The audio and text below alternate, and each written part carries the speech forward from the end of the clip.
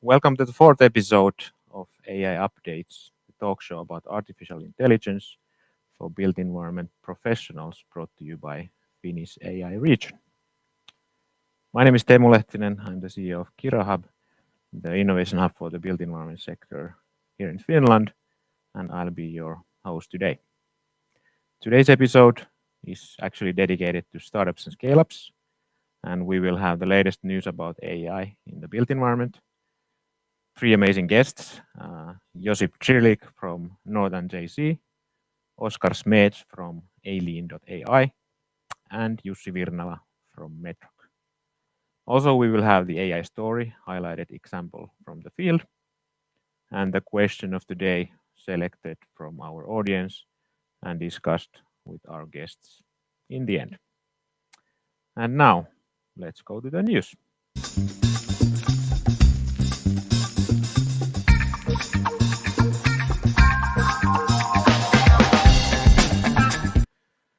All right, so let's start with the news. Big news from technology industries of Finland. They just announced a significant investment of 13 million euros to accelerate the utilization of AI in Finland. In the press release, they state that utilizing AI is crucial for the sustainable growth of the Finnish economy in general. And they definitely want to do their part to accelerate it. This donation will be used to support the recruitment of top experts for joint projects carried out by companies and universities, to fund companies' AI projects and associated master's theses too, and to establish a new business-driven AI network in Finland. Hopefully this investment will have an impact to the built environment sector as well. The social media has also continued to be active with AI-related posts lately. The AI in AEC influencer Stepan Mitjulik just posted on LinkedIn recently that he has created a AEC AI GPT to access all the tools and content from his AEC AI hub more easily. Go check it out to, for example, find out what is the best AI tool in AEC at the moment. Also, Autodesk announced Autodesk AI at their annual Autodesk University in Las Vegas. This is actually nothing new. Autodesk has invested in AI for years already, but with this announcement, they wanted to emphasize the role of AI within their overall product offering and the potential of automation, analysis, and augmentation by utilizing their tools. So with the announcement, they also published a study where 66% of leaders agree that during the next 2 to 3 years, AI will be essential for their business. Also, in the next 3 years, 77% of companies will increase or strongly increase investments in AI and other emerging technologies. So really interesting times ahead of us. With FAIR, Finnish AI Region news, FAIR is accelerating with their services and presence in different events, and has served already 70 companies in Finland this year. FAIR is one of the European digital innovation hubs aiming at accelerating AI adoption for small and medium-sized companies in health and built environment sectors. As part of FAIR, we are focusing on the built environment sector and providing the following services: AI for Built Environment open online course in Finnish and in English at the moment, AI Accelerator, a 3-month sprint where companies can join to plan and test an idea in practice, and also test bed and matchmaking activities. The next batch of companies will actually start the AI accelerator early next year. So if you're interested to join, please let us know.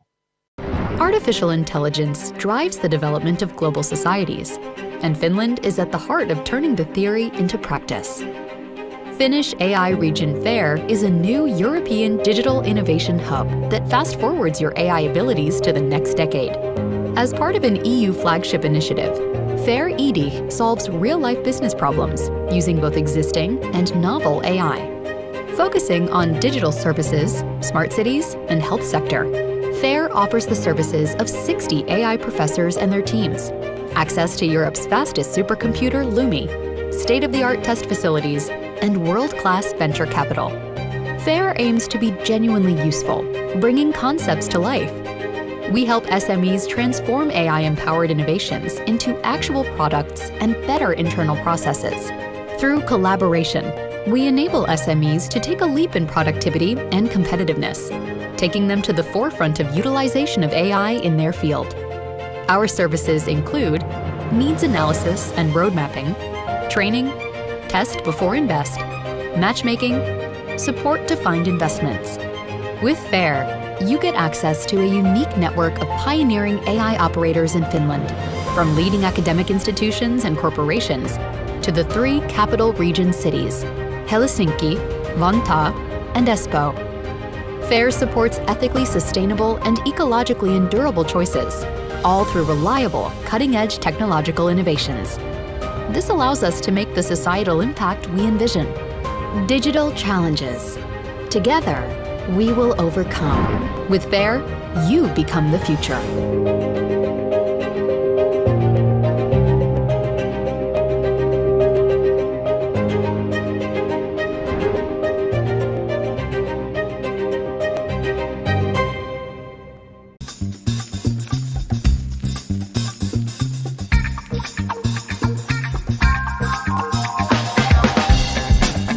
All right.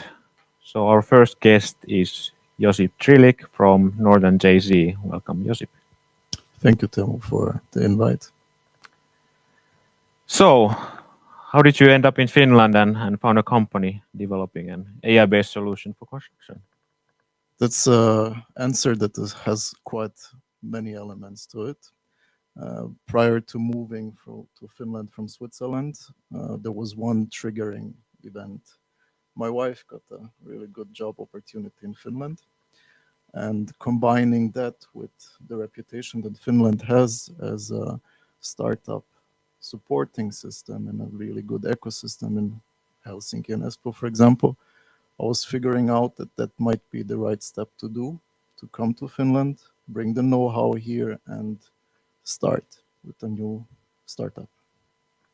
The background from me, I'm a civil engineer. I worked over 10 years as a site manager, project manager, and one of the most impactful projects that I had was in Switzerland, in Basel, called Bau2.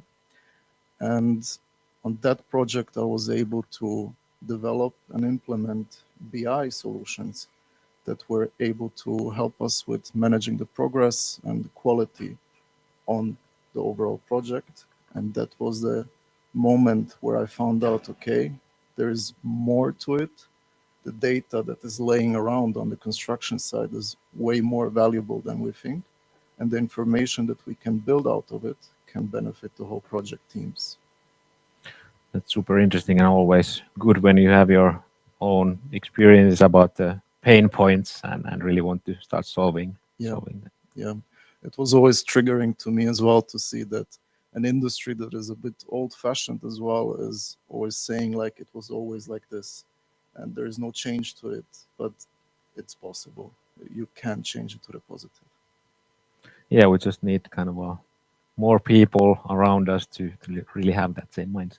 Yeah, and I was lucky enough there. The investor was the pharmaceutical giant Hoffmann La Roche, and they had a project team with us that was supporting us tremendously and was giving us a platform to develop these tools in a team, of course, and test them and really use them on the project. Super interesting. So tell me a little bit more about how you utilize AI in your solution now? Yeah. So we have to take maybe a step back before we talk about the utilization of the AI. We have to talk about the data itself. We're focusing right now on the data input layer with the development of our MVP, where we want to be able to label and strategically really position ourselves on the construction project to get the valuable and high quality data so we can build upon that our AI. And we're going to have different sources. We're going to have sources that are connected to language. We're going to have sources that are more numeric or that are connected to predictions and to calculations. And we're going to have, of course, image sources that will give us as well other valuable inputs. But we want to build something that is going to go across the whole project through all the phases, through the planning, through the procurement, through the phase of building, through commissioning, and as well the key handover to the customer in the end, never mind what kind of project. And of course, giving the platform to all the users as well, never mind if it's the investor, if it's a foreman, if it's a site manager or project manager, planning person on the project, everybody has the ability to contribute, and the data is collected in one channeled spot. Sounds promising. So you're now at the kind of MVP stage, minimum viable product. So what are your goals for the next 2 years? So we want to be able to launch our MVP in Q1 2024, so next year. And with that, start a pilot project and gather data and really focus on the feedback from our users that will give us as well the, hey, this is good how we collect data, or maybe not, and iterate.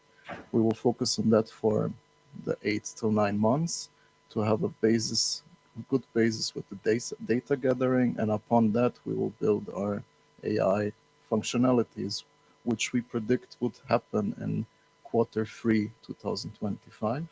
So almost in 1.5 years. It's quite a long process, depending on, of course, the resources that we might have. And later on, in the end of this, when we already start kicking in with the AI, we want to turn it over then to the next step and slowly enter into the metaverse with our solution. There's few solutions already available regarding kind of the situational picture of the construction site, kind of having all kinds of data from 360 cameras or different sensors to one place, and then building kind of all kinds of features utilizing that.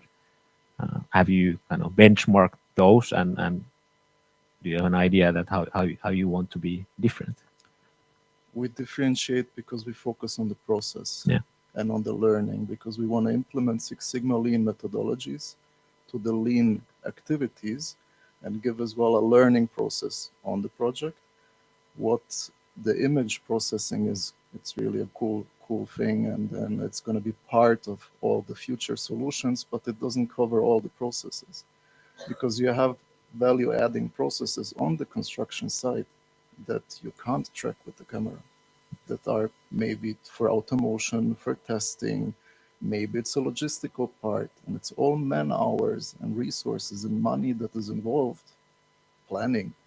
I didn't see in a planning office a drone flying around yet, so it's still quite a gap there, because the project does not start only with the execution and only with, hey, I'm building a wall, but planning, procurement, building, commissioning, and last phase. So that's what differentiates us. We follow all the processes, basically. Indeed. So almost feels like a gold rush with AI at the moment, with all the hype.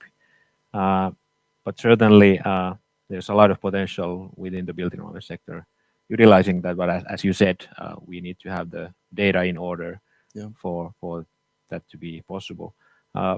How do you really see the future potential within our sector for AI? If we look at the next 10 years, 20 years? The AI itself, I think, is developing in such a rapid pace that we are not even able to grasp it. But I focused on one thing in this whole story. we have the saying, the sky is the limit, right? I would rephrase it in this case. I would really say that the sky is not the limit, the user is. Because we really depend on the change management and the companies and on the projects that will be open to understand as well what kind of project management change it needs to implement AI and increase the overall productivity in the whole industry, basically. So the potential is great. The limits are visible, and because it's a bit of a provocative now statement that I'll give, it's really an old-fashioned industry. We're really stuck with some old habits that are difficult to get rid of. And if you look at it, an example, you have companies that today still talk about BIM as a new innovation that has to be implemented, but it's already quite old news, and you have to move on to the next step. So as much as there is this negative part of, hey, we're a bit back, the growth potential there and the area to improve is great. And maybe as well there's a tiny benefit because everybody's rushing all the industries into AI, and maybe the construction industry gives us a chance with this slow pace to develop it a bit more steadily and secure for the future in the industry. Interesting. Thank you for coming as one of the guests today. Thank you. And we will continue with you in the end discussion. Thanks.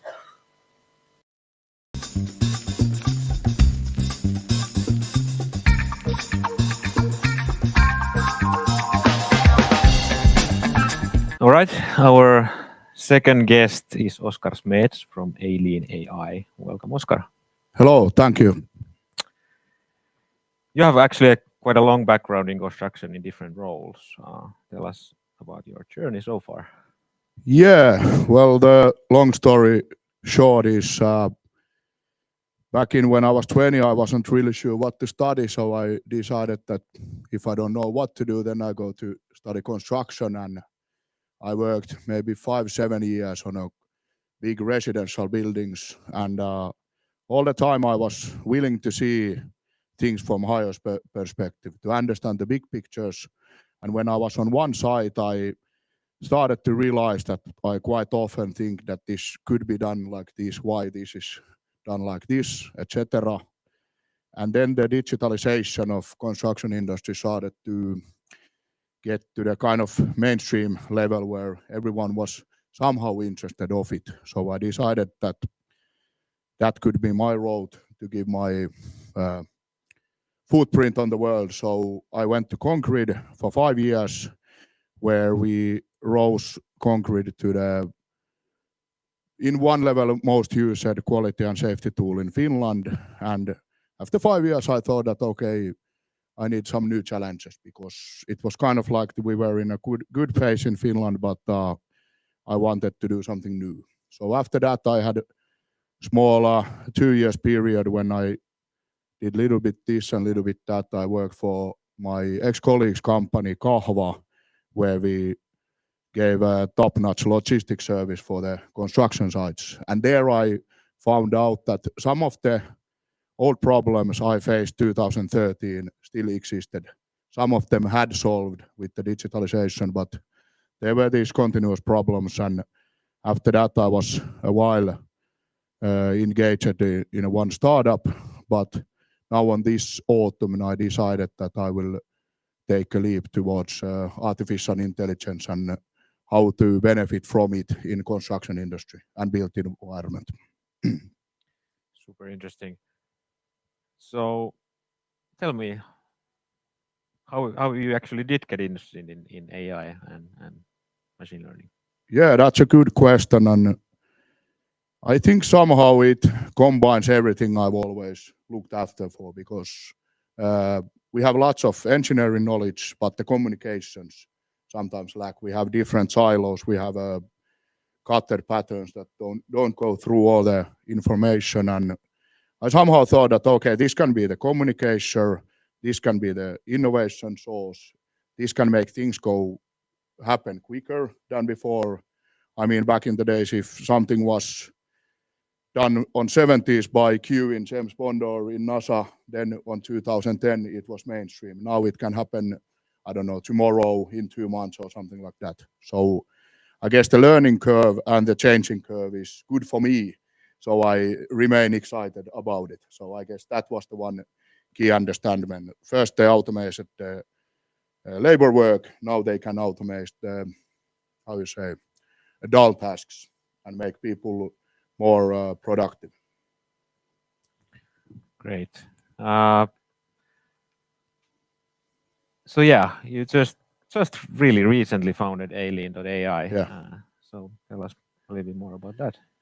Yeah, I guess I found that that might be the only way to dig deep enough to AI stuff, because I don't have a background of IT. I've always checked about things from on the windshield, how different kind of technologies can affect the world we see. Let's put it that way. So I thought that if I have a work for 160 hours a month, family, own hobbies and everything, I don't have time enough to really digest all the new stuff that is coming. So I decided that now is my chance to do this. If I don't do it, I will regret it later.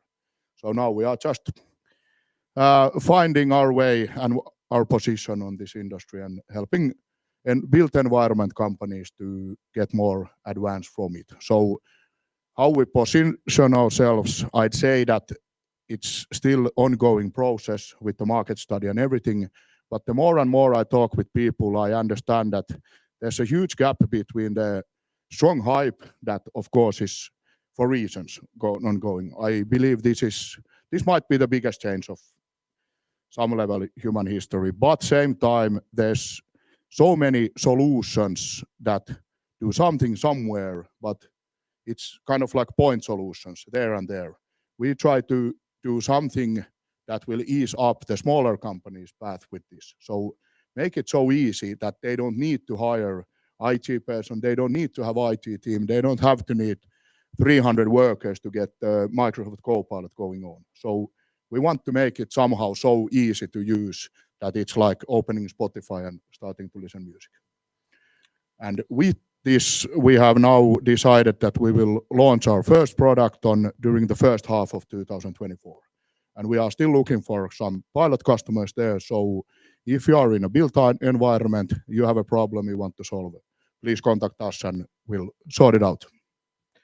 But you're still focusing on the built environment sector, or yeah, in general? I'm quite sure that is our main core, because we have experience from that. In a long run, I think some of the solutions should be quite easily to taken elsewhere as well. But I think there's enough problems to solve, so we can start from it.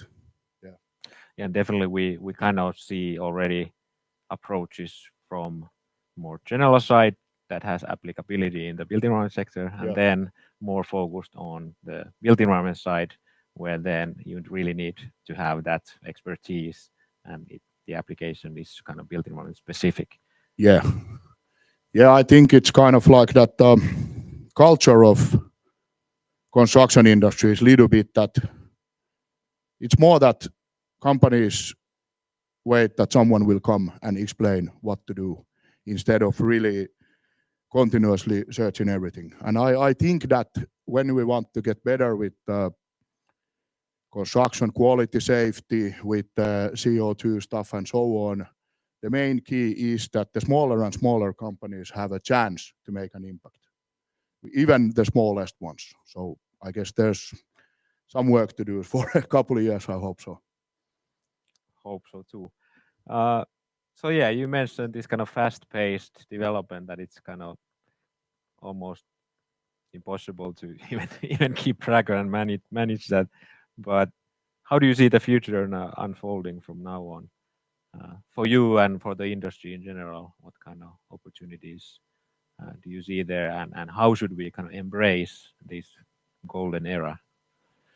Yeah, it's a good question. I guess that every time when you see the new tool, take that in use in the whole corporation. No, people should be curious. I mean, whether you are a worker, whether you are CEO, whether you are someone who's paid for just checking this. It's good that we test them, we play with them, we learn from them, and at the same time try to memorize why we are testing them. I mean, it's nice to make nice drawings, etc., and have a good laugh, but that doesn't alone solve a problem or something like that. So that should be kept in mind. I think that, well, let's say concrete elements, they will be still done. There will be building, there will be people who work there on their sleeves on the dark day and putting the renovations to the new level. Where I would think it could change the game, one would be the total new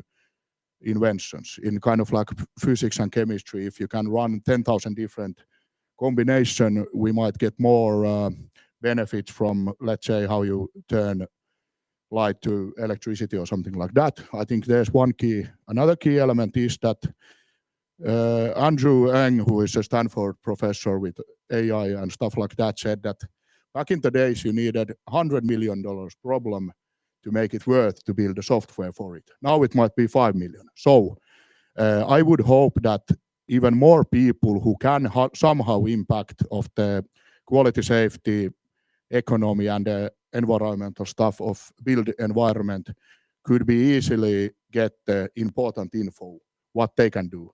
And in the best case scenario, they will earn money with it and make the world better. So, and also with the translation of the language, I think in EU level nowadays we talk a lot about integration and problems of that. This could be the, not saying the silver bullet, but the big player. If everyone starts to talk to everyone, despite they don't talk same language, I mean, what could go wrong in the end? And so I think the biggest changes will be in the communication when someone invents the solutions that will help the whole process. Maybe take the air off the schedules and so on. I mean, it's hard to answer shortly because the chances are endless. Super.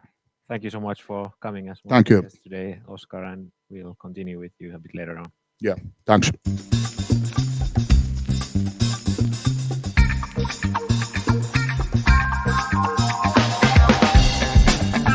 All right, our final guest today is Jussi Virnala from Metroc. Welcome, Jussi. Hello, thank you. So Metroc is probably, we could call you a scale-up already. I wouldn't say so. It's usually like a 3 million revenue threshold Okay, for scale up. so not yet, not yet. But Metroc has been around for a while already, and so tell us a little bit, how did you get started and what's your vision? Yeah, sure. So I'm a CEO and founder of Metroc, and basically my background is in like, usually I'm described that I'm a hybrid person with like a business degree, but then I had a computer science as my major, and then always like really enthusiastic on like learning like how things work. And my father is entrepreneur, my brother as well, and then it was finally my time to do it as well. But then before that, I was doing for 1 year like mobile phone designing at Nokia, and then 3 years SaaS sales before finding Metroc, which I founded 4 years ago. And so basically I bootstrapped the company 4 years ago once I got to know like the construction and manufacturing industries, and as there doesn't exist like such a service like to find information about the market, that what's happening there, because basically it's a project business and there's happening like so much all the time. And then if you think about like there's like some basic like a residential project, there are always like 50 companies like involved in the project. Like there are so many players and so many things happening in the market that there must be like an easier way to find the information. So that's basically what we do. So our vision is like to gather all the information which is publicly available related to the built environment, and then make it easily accessible for the people. Super interesting. We actually have mentioned you in the previous episodes with kind of the story of you teaching your language model with prisoners in Finland. So how and why have you actually utilized AI within your solution? Yeah, sure. So basically, we use AI, or like machine learning to analyze and interpret like a big amount of text material. And as we are operating in Finland and Sweden, so we need to have like a machine learning models that can interpret Finnish language. And 2 years ago, we started to develop it, and then we like got to know like a different kind of like ML models and large language models, and then we found out that there are many like models like for English language, but not for the Finnish language. So that's why like we need to be a bit more like a innovative kind of. And as 2014, I was a summer trainee at Ministry of Justice, and then I knew that criminal sanctions agency in Finland, that the prisoners, they do a lot of like metal work and wood work, and then in the past years they have like a lot of like smart prison projects, and the prisoners have even like learned AI there. So they have studied courses about AI. And then there's another company which also had like a similar kind of project, like teaching like their own language models. So that's how like I contact like a criminal sanctions agency, and we started the partnership with them. That is super interesting.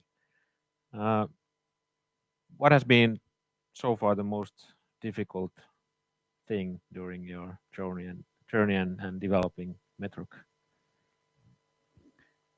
Of course, okay, that's a much wider question, like building a company and building a product, etc., and building a team, etc., and like figuring out different ways there. But if we think about like just the AI context here, like I would say like as first like you know nothing about it, and then you understand the complexity of it, and then I have like a kind of half technical background and not fully. I'm not a software developer, and then trying to figure it out. But I would say the the most difficult thing has been like to develop all the internal tools in order to develop your own like ML models. That has been the toughest part, I would say. It's interesting. How do you see the future potential heading towards your vision and kind of utilizing AI for the industry, real estate and construction? How do you see the future?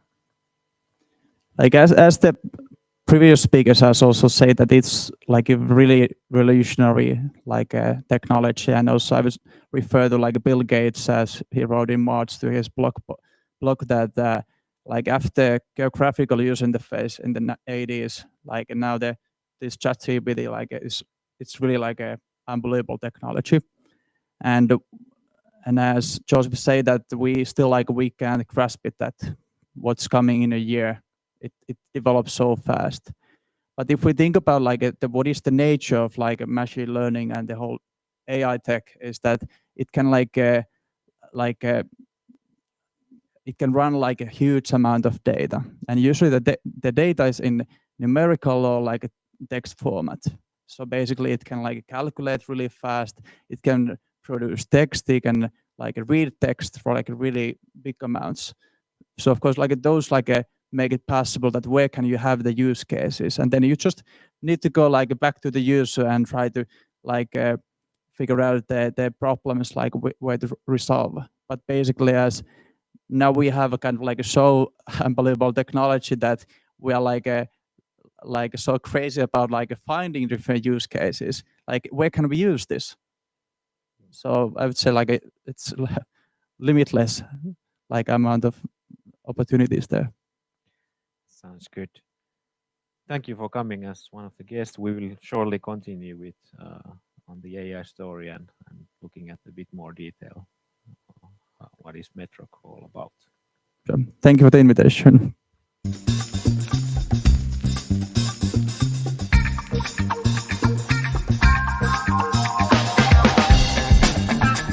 All right, welcome back, and we have the AI story now with Metroc, and let's dive a bit deeper into your solution. So Jussi, tell us a bit more what Metroc is all about. Sure, like here's like a leader presentation, 5 or 6 slides about our company and what do we do and how do we see it. AI technology.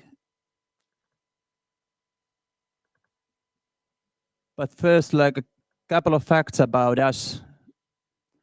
So we say that we are developing a construction market data platform. And so I found the company 4 years ago. We have a team of 18 people at the moment, 15 in Helsinki and 3 people at Stockholm office. And they also about some financials. So basically we bootstrap it without funding, then we were profitable, and then we got the angels on board. And last year we had a close to 800,000 in revenue, and then also just recently, a couple of months ago, we raised our first VC round. So basically, we are providing like a market data for construction companies.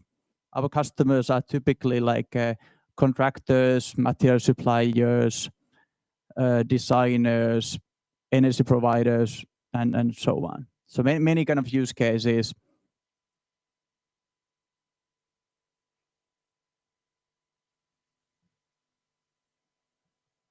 So basically, with our solution, we try to answer the question that what is happening in the construction market.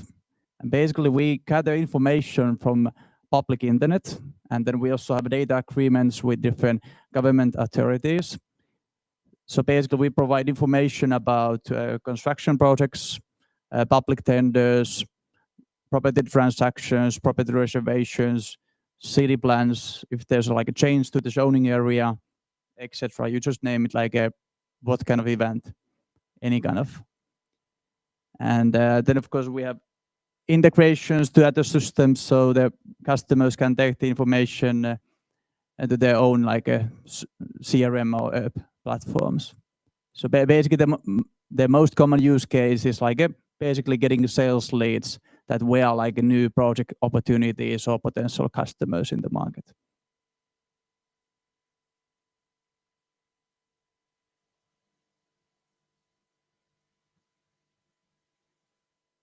And here's very simple drawing, like how do we use machine learning?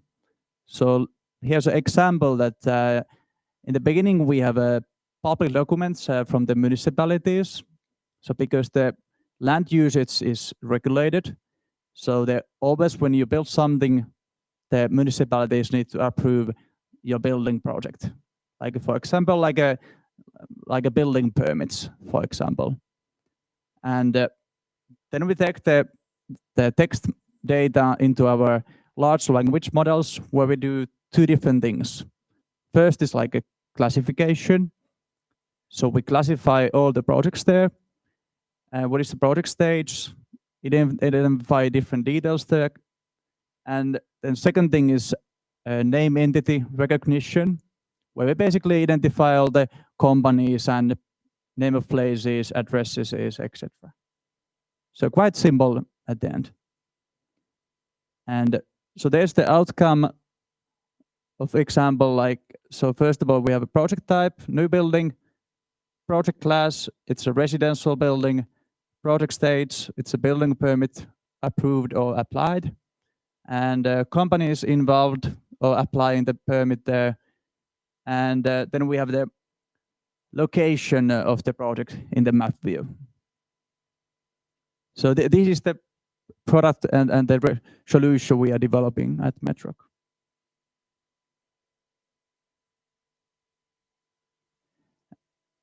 And then also I wanted to share you like a couple of like our learnings, as we've been now developing machine learning for 2 years, and it's been a bumpy road so far, a lot of learnings. So first thing is, of course, like start always with the problem statement. Like either you develop it for your company's like internal purpose or like for external, like paying customers. And then second thing, like I really recommend to try lighter solutions to test your hypothesis. Like we kind of did the mistake that we moved directly to the like really heavy solutions like large language models. And like now, for example, of course, GPT and other stuff. Like there are lots of like easier ways to do it. And then third learning, like our biggest job was to develop internal tools, as there are a lot of stuff available on the internet. Like there are different kind of ML tools, there are different kind of like data sets, like in order to build like ML models, or in order to build like a traditional software, and so on. So I would say that that's maybe surprised at least us in the journey. And then last learning that it's never completed. It's an endless work, as like there's always like a new data coming, like to your model that needs to analyze it, and then of course like you need to understand the nature of the machine learning like models, that like it's always like a estimation of something, so it's like almost impossible like to reach like a 100% accuracy with your models. But these are basically our thoughts and like a short story about us with Metroc and with AI. Thank you, Jussi, for sharing your really nice learnings, and definitely from those you can see that it's not kind of easy path to start developing a solution like this, and you really have to go through a lot of work, and that already is kind of the building a competitive advantage in a sense to be able to go through these steps. So it's not definitely easy for just anyone to come and start competing immediately with your solution either.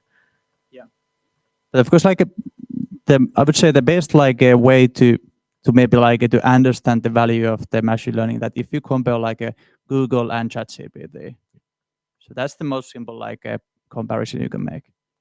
I want to ask one more question about kind of the business model and SaaS business. You mentioned that you have kind of background in that from different industries, and how easy was it to develop SaaS business model for the construction sector?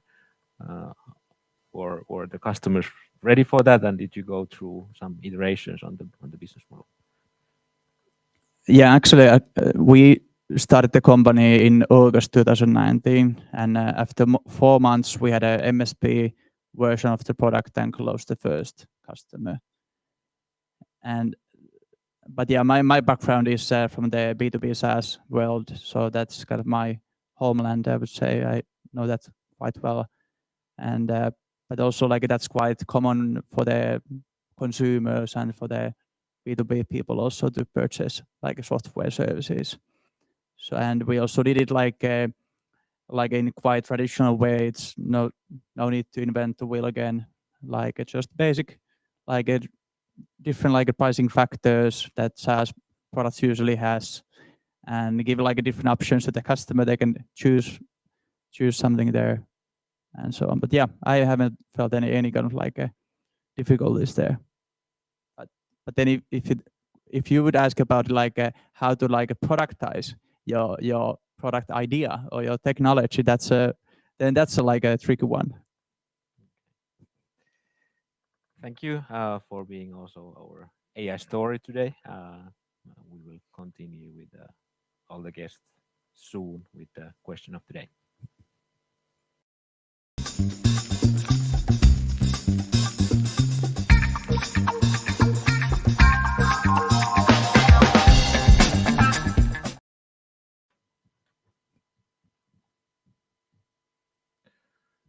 All right, welcome back. And it's time for the question of the day from the audience. And today the question is actually from William Saunders from Vertex, who happens to be here on site in the audience today. And he will actually win a ticket to the WDB Summit next year, World of Digital Built Environment, in September 2024. Congrats, William. And the question is, I need this actually. Oh, sorry about that. Question is, so what are the main barriers to adoption of AI by customers. And we asked the question from ChatGPT, and here is the answer. So the adoption of artificial intelligence by customers can face various barriers, and these barriers can vary across different industries and contexts. Here are some of the main barriers to the adoption of AI by customers. Lack of understanding and awareness. Couple of mentions on technical complexity and limited awareness. Cost of implementation, high initial costs or maintenance cost. Data privacy and security concerns, privacy issues, security risks, ethical considerations, bias and fairness, and transparency, integration challenges on compatibility issues and skill gaps, regulatory and legal issues, uncertain regulatory environment, liability concerns, resistance to change, on culture and organizational resistance, and limited use cases, so perceived irrelevance. Overcoming these barriers requires addressing technical, ethical, and social considerations, along with promoting awareness and education about the benefits and responsible use of AI. As the technology matures and becomes more accessible, some of these barriers may naturally diminish. So that's what ChatGPT answered. What do you guys think? Have you kind of have this kind of resistance from your customers or seen this around you? Who wants to start? Yes. So, as mentioned as well before, even the smallest changes in the built environment and the management style are going through a lot of resistance. And often we're picking up as well now data that is going to generate new information for the project and enlighten and give us the situational awareness that we talk about all the time. But then all of a sudden, the elephant in the room has a name, and you have to talk about the issues. And that's something that is often like perceived as calling out or maybe not very positive. But on the long run, in my experience from the past, people, especially in the higher level of management, recognized that it's better to know than not to know what's going on. So it's a lot of change that has to happen, and it has to be as well accepted in many different levels. Any additions to that, Oskar or Jussi? Yeah, that's a good question and a good example you described. I think there might be many reasons for that, but I guess a couple of intakes you can take is one is that when we are dealt with industry that we don't always have the same systematic approach. We don't always have the data of the actions.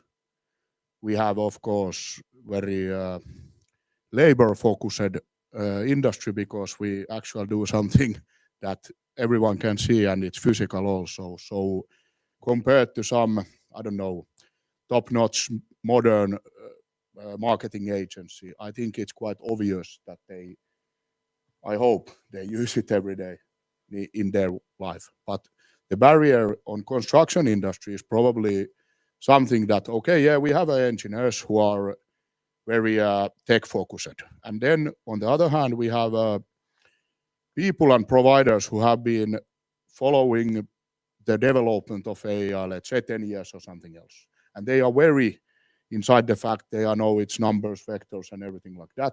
There's quite big gap of understanding between. So I guess we need lots of translators who can be somewhere in between. And also maybe the culture of buying solutions that makes you to think what it could be used for and get the information by yourself from the internet, which is quite obvious for the coders and stuff like that. And maybe, let's say, new generation people. So with combination of that, I guess there's thousands or 10,000 people and small company who would definitely want to take advantage of AI, but they might be quite puzzled, even overwhelmed, and a little bit upset with all the fuss that they don't get the kind of grip on. So I guess, once again, the big companies will invest it, they will check it out, and step by step, more and more small companies will adapt to things. Yeah. Thank you, Oskar. Jussi, have you faced some of these barriers or maybe some other barriers with your customers kind of relating to AI that's part of your product service? Honestly, I haven't faced any kind of barriers from the people we face, like for example, potential employees, potential customers, etc. But I would say, of course, like people can easily be like skeptical against like a new technology, but they are also like, in the other hand, like people have been like engaged and using like products with AI, and they haven't known that they also have AI inside them, like for example Spotify or Netflix, etc. Yeah, that's actually an interesting point. It's been a lot of, or at least some discussion with some of the tech companies for the built environment sector, that should they actually mention that they're utilizing AI or not, and have it as kind of a thing in their marketing or even branding. Sometimes it can be viewed as a positive thing for certain customer groups, and sometimes it can be viewed as a negative thing in certain customer groups. So how do you see this? I think that at least in Europe, like it's really good thing that there's coming regulation around the topic, and like there are different kind of levels, like what kind of audits you need to do your technology, and then the lowest level is, for example, that you need to inform the user that there is like AI included to the technology. Good point, Oskar. Yeah, and I think that it's kind of important to try to find a complete solution. So from end to end, something will happen, because I guess the different kind of solution that solve one point but doesn't really create something next level, they might be less interesting within the customers. So for example, you offer quite concrete thing to reach and find the right persons and companies to contact. But then what we have had, I think, all the time when construction digitalization has gone forward, we have lots of like punctual solutions, but still in the meantime, the productivity hasn't increased in 50 years. And I guess there's the challenge. There's the solution also. How can you do it so that it's not just me that, hey, now I got these things done 1.5 minutes quicker. So what? I mean, how we do the big changes, that's the interesting part. And I think there, we as providers need to really eat those ideas and give them in very concrete, instead of just showing the whole AI, figure it out by yourself thing. So I guess there's the challenge to find the real benefit solutions. Super, Josip. I would just add to, it's like very valid points from both. I would just add to it that I hope that in the future, AI would just be seen as another tool. It's not going to be hyped. It's not going to be anything special. It's not going to be something that you have to put on your flag. Hey, I do AI. That's why I'm great. It's just another tool. It's just another tool, and we want to increase, as you mentioned, the productivity and as well the safety in the built environment, and with that as well have an impact on some other parts that are maybe embodied carbon emissions through this increased productivity that decrease with that, and other aspects that can be as well social, economical. So we're going further from that. So that's the hope for the future. Yeah, that's interesting. I mean, even last week at Slush, there was a lot of discussion around this topic in a way that nowadays a lot of companies can kind of market themselves as AI companies, or we are utilizing AI within our solution. But if you compare it to like to like 90s and internet boom, how many companies were saying that we're an internet company? Not that many actually. But I mean, it's kind of the interesting dynamics on these curves and phenomena. We are running soon out of time, so let's have a kind of a one thought from each of you as guests. Kind of what would you want to have as key takeaway for our viewers from today's session?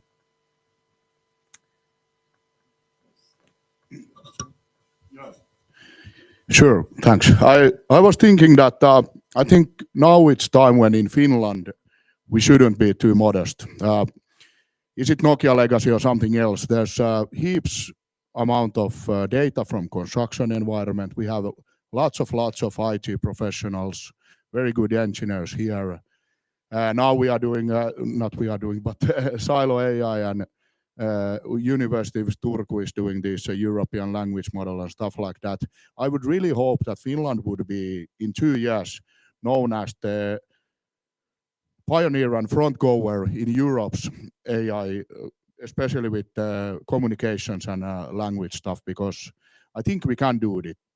We should be much bigger than we are based on population in Europe AI scene. And what we need is we need companies, we need individuals, we need different kind of programs, but we really should test, do, not just plan in the workshops for 6 months and see that, okay, world went over, let's try something new. So, okay, I'm not the person to decide it, but I hope like they have these math solutions where someone is paid 1 million if they solve some infinite math problem. I would hope to see that there would be big money competitions who would have the best way to do something with integration, language problems, with some CO2 stuff, environmental stuff.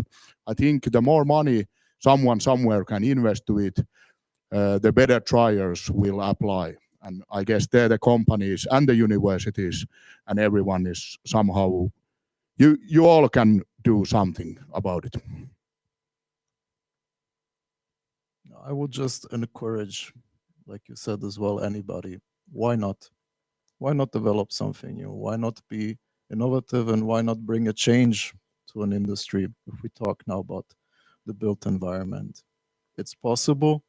There is an ecosystem for it.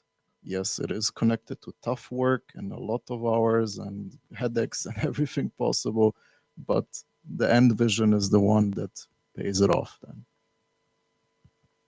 Thanks. Jussi. Yeah, I can say like definitely the same thing as Josip before, that they just one of the technologies, but of course like we are now talking about like a really like a powerful technology. But then also in the other hand, like our customers, like I don't know, like how does like every each of our customer like do know that we have like such a AI inside the software product there, and like for instance, like we have the oldest user I know is like more than 70 years old, and he is one of the most active users we have with the service. And so in other words, the AI can just make the product like so much greater than it can be created without AI. So it's just a tool like getting like a better products, increasing the productivity, resolving different kind of problems we can never find. All right. Thank you all for coming as guests today. And there's a lot of new solutions cooking with Ailene.ai and also with Josip's one. And there's already Metroc's service available. Go check it out. And thank you all for watching today's talk show. More info about FAIR can be found at www.fairedih.fi. And see you next time on February 26th next year when we have the next episode coming. Bye-bye.